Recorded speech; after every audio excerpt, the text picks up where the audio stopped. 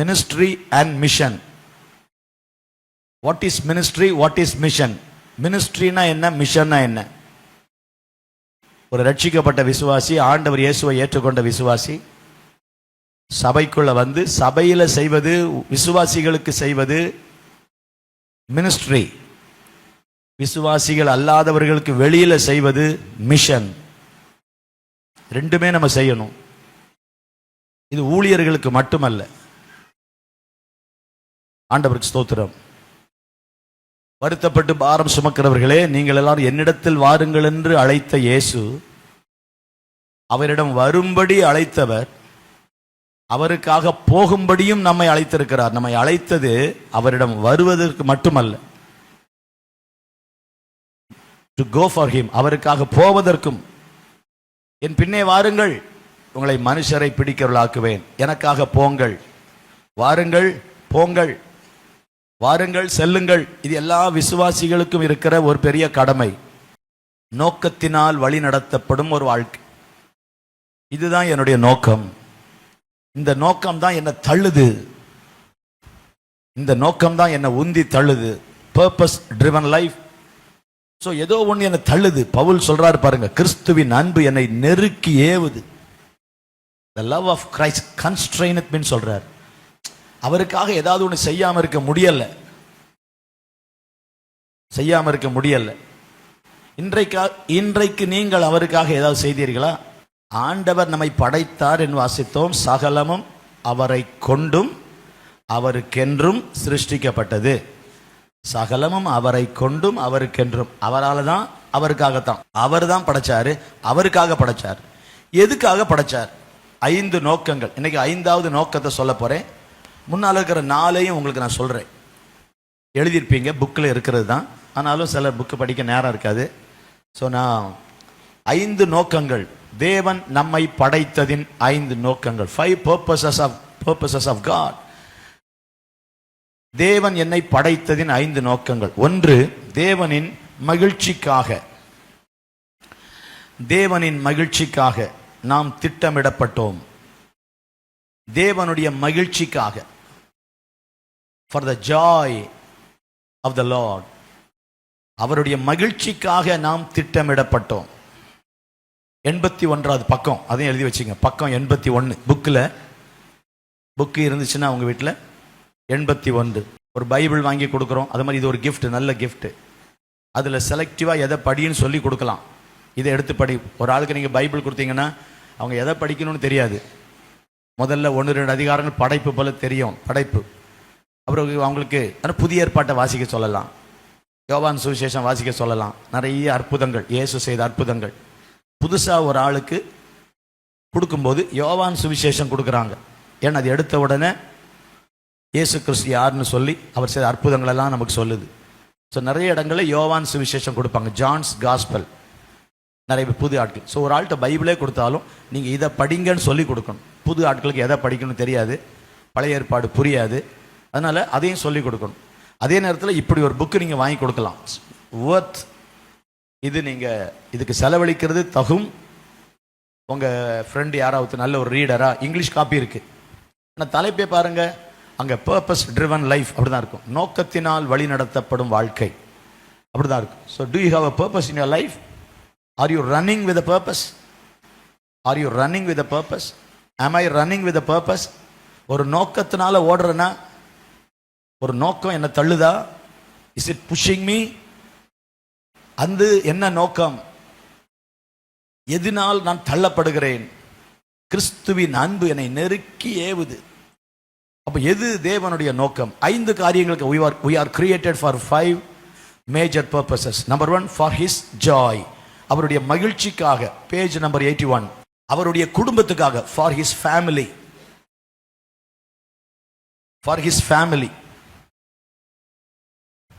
Page number 157.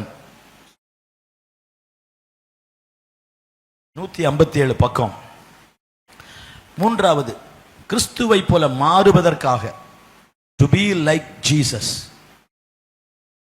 For his joy, for his family, for his likeness. For his likeness. கிறிஸ்துவை போல மாறுவதற்கு page number 231. Page number 231. நான் சொல்றதெல்லாம் தமிழ் புக்கில், இங்கிலீஷ் புக்கில் பக்கம் மாறிக்க தெரியல எனக்கு. If you have English copy kindly check. இப்படி முன்ன பின்ன பக்கத்தில் தான் இருக்கும். 231, 231வது பக்கம். 4வது, டு சர்வ் காட், தேவனை சேவிப்பதற்காக. To serve God. And number 5, for a special service, விசேஷித்த ஒரு பணிக்காக. For a special service. 5 purposes. கடவுள் நம்மை படைத்ததற்கு 5 காரணங்கள். 5 காரணங்கள். ஆண்டவர் நம்மை படைத்ததற்கு 5 காரணங்கள். நோக்கத்தினால் வழிநடத்தப்படும் வாழ்க்கை. அப்ப தேவனுடைய நோக்கம் என்ன? ஆண்டவருடைய நோக்கம் என்ன?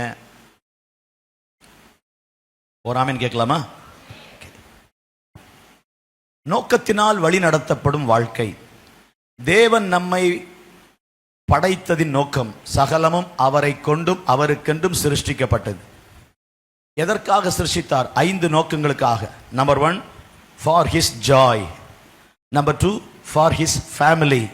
Number 3, to be like Jesus. Number 4, to serve him. Number 5, for a special service. 5 காரியங்கள் தமிழில் சொல்றேன். தேவனின் மகிழ்ச்சிக்காக நாம் திட்டமிடப்பட்டோம். தேவனுடைய குடும்பத்திற்கென்று நாம் உருவமைக்கப்பட்டோம். கிறிஸ்துவை போல மாறுவதற்காக சிருஷ்டிக்கப்பட்டோம். தேவனை சேவிப்பதற்கென்றே வடிவமைக்கப்பட்டோம். நாம் ஒரு விசேஷித்த பணிக்காக ஏற்படுத்தப்பட்டோம். 5 purposes of God in my life. தேவனுடைய விசேஷ ஒரு பணிக்காக, for a special service, for a special ministry. இந்த 5 நம்ம வாழ்க்கையில் நிறைவேறணும். அதை செஞ்சாதான் தேவன் உள்ளம் மகிழும். கைத்தட்டலாமா ஆண்டவருக்கு? ஹல்லேலூயா. இன்றைக்கு நம்ம இப்போ வந்திருக்கிறது 100 புஸ்தகத்தில் 381, பேஜ் நம்பர் 381. 4வது பாயிண்ட் வந்து 305வது பக்கம். முதல் குறிப்பு 81வது பக்கம், பேஜ் நம்பர் 81. செகண்ட் பாயிண்ட் வந்து page number 157. Number 3, page number 231. Number 4, 305, 305வது பக்கம் புஸ்தகத்தில். 5வது 379, 379. 5 purposes. அப்ப ஆண்டவர் ஒரு வேலை செய்ய நம்மளை தெரிந்து கொண்டார். We are designed for a job. We are designed for a work. Just like a building. ஒரு பில்டிங்கை பார்த்த உடனே you can know the purpose. இதை பார்த்தா சர்ச் எல்லாருக்கும் சொல்லிடுவாங்க. இதை பார்த்தா கல்யாண மண்டபம். The way it is built, the way it is designed reveals the purpose. There is a purpose behind the design. ஒரு கட்டிடத்தை வடிவமைப்பதற்கு பின்னால ஒரு நோக்கம் இருக்கு. திரும்பவும் சொல்லிட்டு இருக்கிறேன். ஒரு என்ஜினியரை கூப்பிட்டு ஒரு கட்டடம் சார், என்ன கட்ட போறீங்க? வீடு. ஓகே, வீடுன்னு அதுக்கு ஒரு மாடல் இருக்கு, இப்படி கட்டலாம். இல்லை ஒரு சர்ச் கட்டணும். அவர் சர்ச்சா? ஓகே, என்னெல்லாம் இருக்கணும், எப்படி கட்டினா நல்லா இருக்கணும் அவர் சொல்லுவார். நான் இப்படிலாம் இருக்கணும். இங்கே நமக்கு மேலே கட்டிட வேலைகள். என்ஜினியர்கிட்ட பேசிகிட்டே இருக்கிறேன், எனக்கு இது இருக்கணும், அது இருக்கணும், இது வரணும், இது வரணும், இது செய்யணும், இது இருக்கணும், இப்படிலாம் இருக்கணும். I am telling my plan. மேலே வெளியில் எப்படி இருக்கணும்.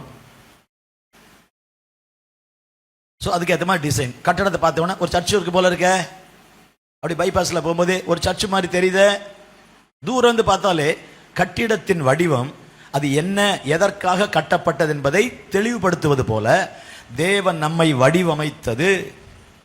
அவர் design, the way we are designed reveals God's plan.